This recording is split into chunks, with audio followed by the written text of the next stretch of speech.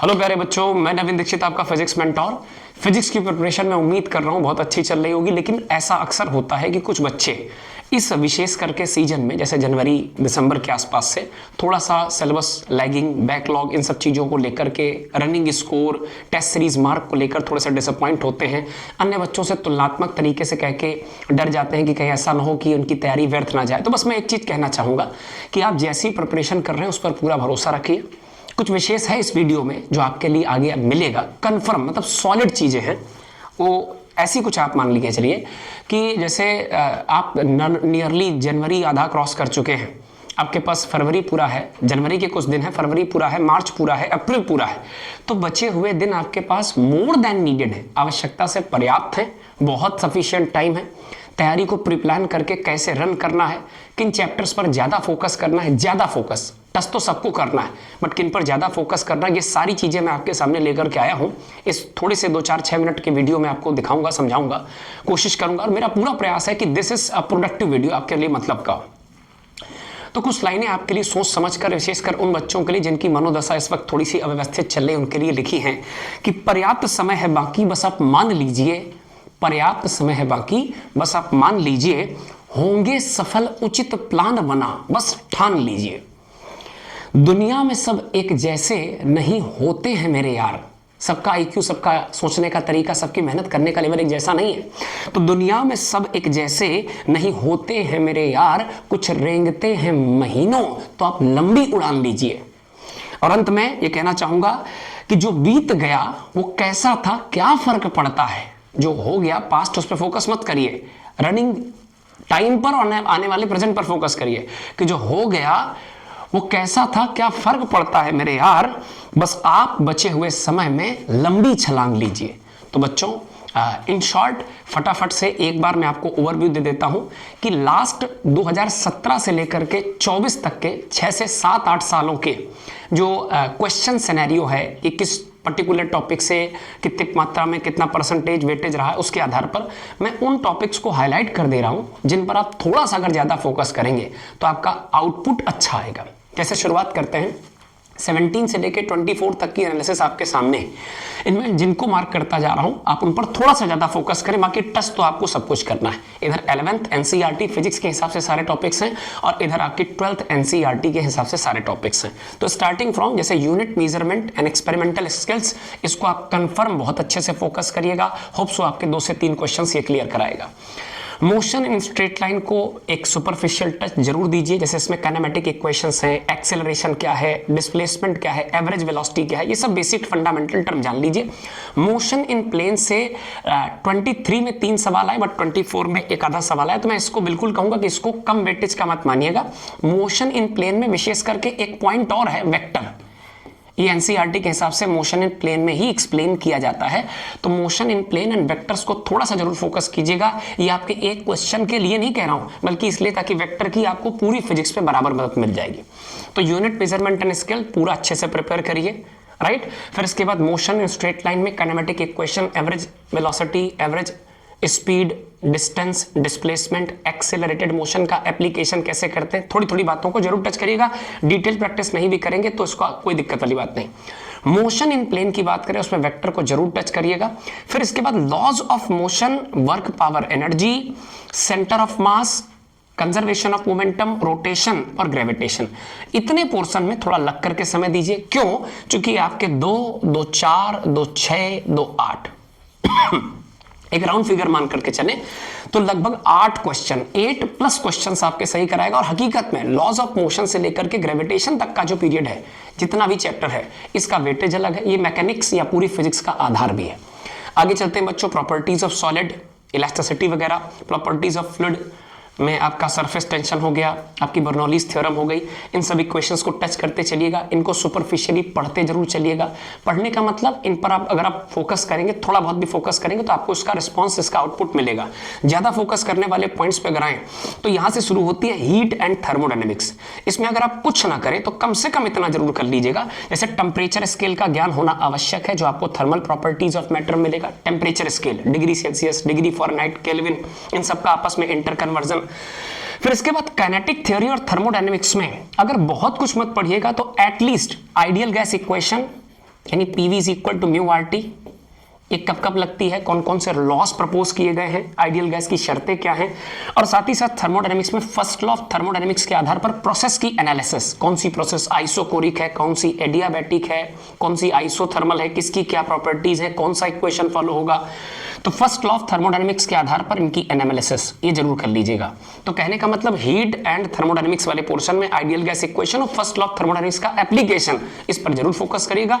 Marks मिले ना मिले, लेकिन इसका बेनिफिट आपको पूरी फिजिक्स एज वेल एज आपकी केमिस्ट्री में भी मिलेगा। नेक्स्ट पॉइंट पर आते हैं, ऑसिलेशंस यानी SHM, simple harmonic motion 11th के पोर्शंस में करीबन लास्ट है, इसको बिल्कुल मत छोड़िएगा। ये कंफर्म है कि आपके 1 से 2 क्वेश्चंस कंफर्म कराएगा। और एसएचएम या ऑसिलेशन से मिलने वाली जो इक्वेशन है, जैसे y is equal to a sin omega t, a cos omega t, इसका इस्तेमाल wave motion, wave optics, electromagnetic wave, इन सब में लगातार मिलता है। सो ऑसिलेशन या एसएचएम के चैप्टर को थोड़ा सा समय देकर के पढ़िएगा, डेप्थ तक पढ़िएगा, आपको बेनिफिट मिलेगा इस चीज का। वेव्स में थोड़ा सा सिनेरियो अप एंड डाउन हुआ है, लास्ट ईयर से बहुत वेटेज में सवाल नहीं पूछेगा, बट मैं वेव को कहूंगा वेव का बेसिक, मतलब वेव में कैटेगरी ऑफ वेव, मैकेनिकल कौन है, नॉन मैकेनिकल कौन है, प्रोग्रेसिव वेव का इक्वेशन और उस पर आधारित सवालों को जरूर टच करिएगा, ये इंपॉर्टेंट है। So I would like to suggest कि आप प्रोग्रेसिव वेव इक्वेशन पर जरूर फोकस करें। प्रोग्रेसिव वेव इक्वेशन, इसका बेनिफिट आपको पूरी फिजिक्स में मिलेगा।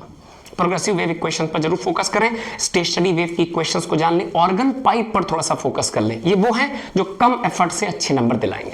तो 11th फिजिक्स को अगर मैं समराइज करूं इन शॉर्ट कि क्या क्या ज्यादा फोकस करना है, तो यूनिट, मेजरमेंट, डायमेंशन, ये वाला पार्ट तो बिल्कुल नहीं छोड़ना है। स्ट्रेट लाइन का टच लेना है, वेक्टर का टच लेना है, laws of motion, work, power, energy, system, particle rotation, gravitation, इन सबको अच्छे वेटेज के साथ पढ़ना, ये आपकी मैकेनिक्स भी स्ट्रॉन्ग करेंगे और सॉलिड नंबर दे करके जाएंगे। बाकी टॉपिक्स को टच करते हुए आगे बढ़िएगा। Kinetic theory of gases, thermodynamics में आइडियल गैस इक्वेशन और फर्स्ट लॉ ऑफ थर्मोडायनेमिक्स पर विशेष करके फोकस करना है।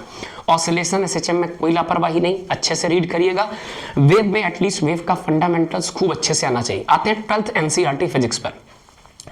इलेक्ट्रिक चार्ज एंड फील्ड को सुपरफिशियली जरूर अच्छे से पढ़िएगा, क्योंकि ये फाउंडेशन है आपके 12th क्लास की फिजिक्स में, एसी तक लेकर के अल्टरनेटिंग करंट तक की सारी बातें आपको चार्ज, फील्ड, पोटेंशियल के माध्यम से जानने को मिल जाएंगी। इसके बाद आता है one of the most important section of whole physics, physics का सबसे महत्वपूर्ण हिस्सा, जिसमें इलेक्ट्रोस्टैटिक पोटेंशियल हो गया, कैपेसिटेंस हो गया, करंट इलेक्ट्रिसिटी हो गया और मूविंग चार्ज एंड मैग्नेटिज्म हो गया। आप चाहे तो पिछले 3 साल का सिनेरियो उठा करके देख लीजिए, 5, 4, 9, 9, 3, 12, कम से कम इतना वेटेज तो कंफर्म है। मतलब आप मान के चलिए electric potential, capacitance, current electricity, moving charge and magnetism, ये सब कोरिलेटेड है, सर्किट बेस्ड टॉपिक है, कुछ फंडामेंटल रूल्स हैं, इनको जरूर अच्छे से पढ़िएगा, इनको बिल्कुल गिव अप नहीं करना है, इनको प्रॉपर समय देना है।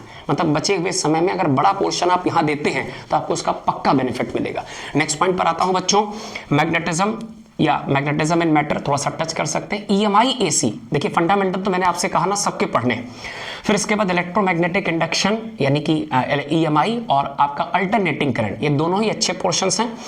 आप एटलीस्ट ईएमआई में फैराडेज लॉ, उस पर बेस्ड छोटे छोटे न्यूमेरिकल एप्लीकेशंस, अल्टरनेटिंग करंट में इंडिविजुअल सर्किट्स जैसे R circuit, C circuit, L circuit, inductor circuit, inductor में स्टोर एनर्जी, उस पर रिलेटेड क्वेश्चंस।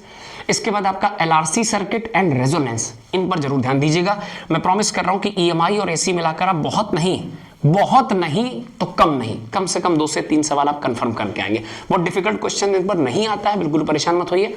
अगर आप इसको थोड़ा सा भी समय देंगे तो आपको उसका आउटपुट पक्का मिलेगा। नेक्स्ट में आते हैं ईएम वेव, बिल्कुल नहीं छोड़ना है। ईएम वेव बहुत छोटा आसान टॉपिक है जो आपको सॉलिड है कि 1 से 2 क्वेश्चंस दे के ही जाएगा। नेक्स्ट, रे ऑप्टिक्स थोड़ा सा लेंदी है, ऑप्टिकल इंस्ट्रूमेंट भी थोड़ा सा लेंदी और डिफिकल्ट पोर्शन है, तो इसके कंपैरिजन में मैं चाहूंगा इतना ही समय और एनर्जी अगर आप वेव ऑप्टिक्स को देते हैं तो आपको ज्यादा बेनिफिट मिलेगा। और मैंने इसीलिए आपसे कहा था कि वेव को थोड़ा सा समय देकर के पढ़िएगा। तो एसएचएम पढ़ने का फायदा, वेव पढ़ने का कंप्लीट फायदा आपको वेव ऑप्टिक्स में मिलेगा, राइट। सुपरपोजिशन ऑफ वेव वगैरह जानने को मिलेगा, इंटरफेरेंस फिनोमेना को समझने को मिलेगा। तो वेव ऑप्टिक्स को जरूर पढ़ें, इसमें यंग्स डबल स्लिट एक्सपेरिमेंट से लेकर के डिफ्रैक्शन, ये सारी चीजें आपको पढ़नी पड़ेंगी। वेव ऑप्टिक्स को ध्यान से पढ़ें, ये आपके सॉलिड मार्क्स देकर के जाएगा। देन इसके बाद अगला पोर्शन एक्सप्लेन करने लायक नहीं, क्योंकि अब वो पोर्शन है जिसको नहीं छोड़ना चाहिए मेरे दृष्टिकोण से। Modern physics starting from dual nature, radiation of matter, atom, nuclei and semiconductor, ये सारा पोर्शन आप करके आप मान के चलिए 2, 2, 4, 1, 5, 5, 2, 7 क्वेश्चंस, ये सॉलिड आपको मिल जाएंगे। तो 12th क्लास में कौन कौन से पोर्शंस पर ज्यादा फोकस करना है? इलेक्ट्रिक चार्ज और फील्ड का टच लेते हुए पोटेंशियल, कैपेसिटेंस, इलेक्ट्रिसिटी और मूविंग चार्ज, मैग्नेटिज्म, इस पर पूरा फोकस रखें। EMI AC को जैसा मैंने बताया उतना टच कर लें। कंपैरेटिवली रे ऑप्टिक्स थोड़ा सा लेंदी है, टाइम टेकिंग है ना। अगर आपको लगता है कि आपके पास आपकी कैपेसिटी के हिसाब से समय कम है, आप उतना टाइम किसी अन्य को देकर अच्छा स्कोर कर सकते हैं, तो कंपैरेटिवली वेव ऑप्टिक्स को ज्यादा समय दीजिए और मॉडर्न बिल्कुल नहीं छोड़नी। तो this was an superficial overview, ये ओवरव्यू था। अब जरा टोटल करके देखते हैं कि हमने कितने क्वेश्चन सॉलिडिफाई किए। तो देखता हूं, अगर मैं गिनूं एक रफ आइडिया में, +1 + -1 लेकर के चलेंगे अगर सबसे लास्ट में, तो 3 2 5 5 2 7 2 9 2 11 11 2 13 13 क्वेश्चन फ्रॉम हियर। 13 5 18 4 22 3 25 25 5 30 30 2 32 34 36 38 39, मतलब ये मैक्सिमम रेंज बताई 39। अगर इसको फ्लक्चुएट करें तो आप मान के चलिए 30 से 39, हमने 9 क्वेश्चंस का मार्जिन लिया है। अब 9 क्वेश्चन देखिए, प्रेडिक्शन तो नहीं है, बट ये सॉलिड है कि इस रेंज के आसपास 30+ क्वेश्चंस आपको आपके मतलब के मिल जाएंगे। बचे हुए 100 दिनों का प्लानर बना करके जो हाईलाइटेड टॉपिक्स हैं उन पर फोकस करिए। जो थोड़ा सा टाइम या एनर्जी टेकिंग है, जिन पर लग रहा है कि समय देंगे, पता नहीं आउटपुट आए कि ना आए, वो मैंने आपको हाईलाइट कर दिए। सो ऑल रेड सर्कल्स का स्क्रीनशॉट ले लीजिए, प्लानर बना लीजिए, अच्छे से मेहनत करिए। और बाकी मैं अपनी तरफ से प्रॉमिस कर रहा हूं कि NCERT के चाहे ग्राफ हो चाहे एग्जाम्पल्स हो, उनको चाहे शॉर्ट्स के फॉर्म में मैं दे भी रहा हूं इस वक्त, और चाहे छोटे छोटे वीडियोस के माध्यम से, जितना समय है हम आप मिलकर के लग करके कवर करेंगे। लेकिन अपने एंथुजियाज्म, अपने जोश, अपनी उम्मीद को ठंडा मत होने दीजिए। जिन लोगों ने पहले मेहनत ज्यादा करी वो लीड कर रहे हैं, बट इसका मतलब ये नहीं कि बचे हुए दिनों में बच्चों के पास समय नहीं, पर्याप्त समय है। गिव अप मत करिए, एनर्जी के साथ पूरी ऊर्जा लगाए रहिए, मेहनत करिए। मिलते हैं अगले इंफॉर्मेटिव वीडियो के साथ। थैंक यू बच्चों, अपना ख्याल रखिए।